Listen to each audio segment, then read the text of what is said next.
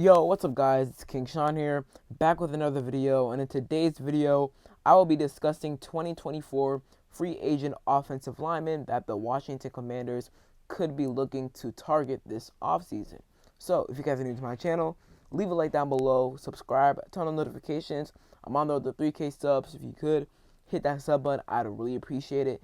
And with that out of the way, let's get straight into the video. Alright, so let's start with my favorite free agent offensive lineman, in my opinion, is Mike Owusu. Forgive me if I pronounce his name wrong, but Mike Owusu, he's currently the tackle for the Patriots while he's an upcoming free agent. I have a feeling the Patriots might have to get him re-signed, but they got guys like Kyle Duggar as well that they have to look to re-sign as well. So we'll see if they have enough cap space for that. I think they do. They have like $45 million in cap space.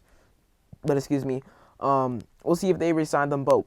But Michael Owusu, he is a very, very, very solid offensive lineman. First of all, he can play guard, he can play tackle. He played both positions in college and in the NFL. In his rookie season in 2020, they drafted him in 2020.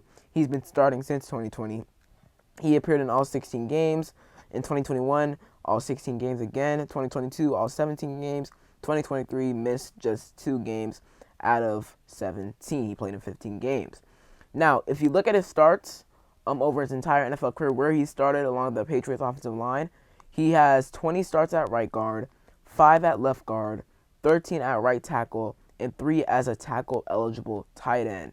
So, man, he is versatile. He's really, really versatile. He can play tackle and guard.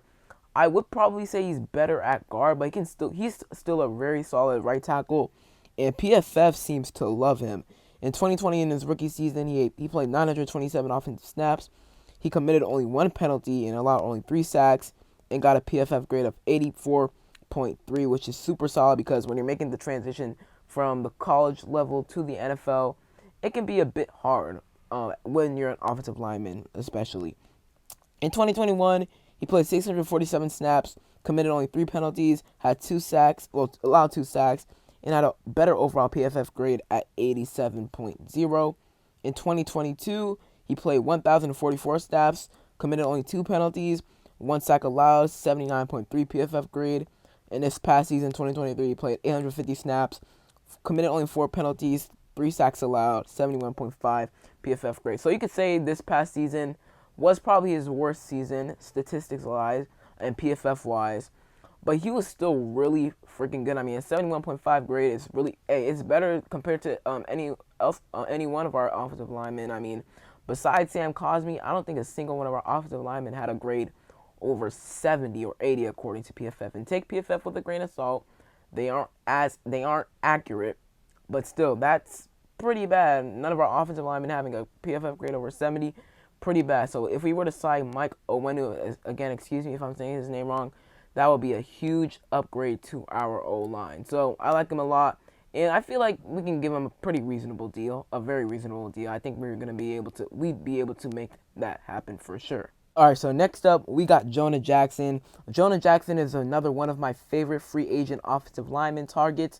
We could target this offseason. He's currently the Lions guard. He's expected to be an unrestricted free agent this offseason. Drafted by the Lions in 2020, like Owusu. In 2020, he started all 16 games. Same with in 2021. Now in 2020, his rookie season, he did struggle a little bit. He played in 1,006 snaps, offensive snaps. He committed 5 penalties and allowed 5 sacks, and he had a 57.0 overall PFF grade. Not great, but you got to consider when you're making the jump from the college to the NFL as an offensive lineman, it's always going to be difficult in your first year. Luckily, he did improve a bit in 2021. He played in 16 games again, played in 1,037 offensive snaps, only committed 8 penalties to himself, and allowed only 4 sacks, and had a much better PFF grade at 69.3. In 2022, didn't play a full season, only played 13 out of 17 games due to injury. He played in 858 snaps, had 4 penalties called on him, but did not allow a single sack, which is really good. And by the way, he's a Lions guard, if I didn't already mention that in the video, earlier. His overall PFF grade in 2022 was 66.1, which is very good. And then this past season, 2023, only played 12 games, like I said, due to injury. But he still wasn't horrible. I mean, he played 798 snaps. Had 5 penalties called on him, only allowed 2 sacks, which is pretty good. He had an overall PFF grade of 59.7, but so not amazing, but again, don't take PFF with a grain of salt. But he's been a very solid guard for the Lions over the past 4 years, over his entire career with them. I feel like he would be a solid addition. I mean, compared to like Andrew Wiley, he would be a massive upgrade. I mean, just having him at right guard. I'm sorry, not right guard, left guard, and then having Sam Cosmi at right guard. That would be really good. And then you could plug in. You could draft a center, sign a center, or start Ricky Stromberg as center. I actually do have a couple centers in today's video, so obviously keep watching to see who I got. But we could plug in Ricky Stromberg there, and I like that interior with Ricky Stromberg at center, Sam Cosmi at right guard, and then him, Jonah Jackson, at left guard. So I would like that interior, and then we just have to fix our tackles. It's going to be interesting to see if we bring back Andrew Wiley and Charles Leno. I think we bring back Charles Leno if we don't find a replacement for him, but I feel like we will move on from Andrew Wiley. But back on topic to Jonah Jackson, I feel like he would be a very, very, very solid signing because he has been very, very solid for the Lions over the past 4 seasons with them. All right, so next up is Conor Williams, and Conor Williams is an interesting guy. He's currently the center for the Dolphins, obviously expected to be a UDFA this offseason. He's a pretty interesting guy. Like I said, he's a solid center. First of all, he was drafted by the Cowboys back in 2018. He's dealt with some injuries throughout his career. Like in 2018, he only played in 13 games, and in 2019, only played in 11. So we're going to start in 2020 reviewing his entire career because that is the first season where he played a full season. In 2020, he played in 1,146 offensive snaps, 4 penalties called on him, and allowed only 4 sacks. Not amazing, but still not the worst, and had a 71.2 PFF grade. Pretty solid right there. In 2021, he played 948 snaps, had 15 penalties called on him. That's pretty terrible. All right, really terrible. But only allowed 1 sack and had a 76.1 PFF grade. So the penalties, that was something he needed to clean up going into the 2022 season. Going into the 2022 season, however, he would sign with the Dolphins in the offseason. He played in 1,056 snaps, was called on 6 times for penalties, and then allowed only 3 sacks. Not bad. Had a 78.2 overall PFF grade. He played all 17 games in 2021 and 2022. However, this past season in 2023, he only played in 9 games as he got injured, I'm pretty sure, midway in the season.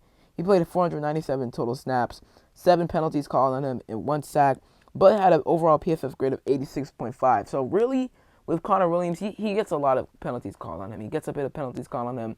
But when he's out there on the field, he's a pretty solid center. Obviously, Chase Roulier, I want to say he retired before the 2022 season or after the 2022 season, somewhere around that time. And then we signed Nick Gaines to be our center. He was atrocious this past season. Ricky Stromberg started like a game or 2 for us at center. Then he got injured. He actually looked pretty good when he did start for us, but he got injured. And then Tyler Larson had to be our starting center.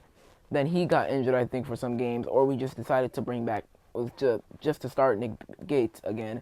It was just a carousel at center. We just need a guy at center, and I feel like Conor Williams could be that guy.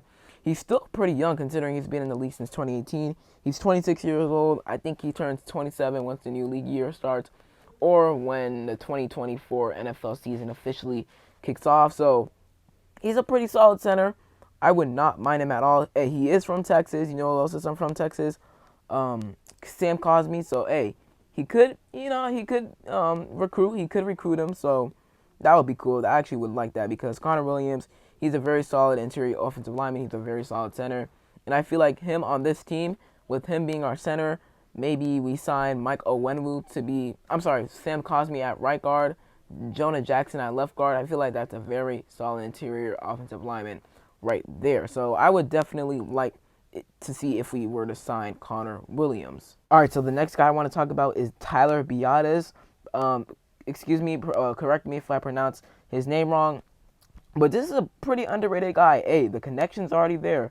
He was the Cowboys center for the past, he's been the Cowboys center. He's been with the Cowboys, for his entire career, and he's been a very solid center for the Cowboys. the connections there. Obviously, Dan Quinn been the Cowboys defensive coordinator for the past 3 seasons. He's probably seen how he's been standing up guys like De'Armond Armstrong and Monte Smith in practices.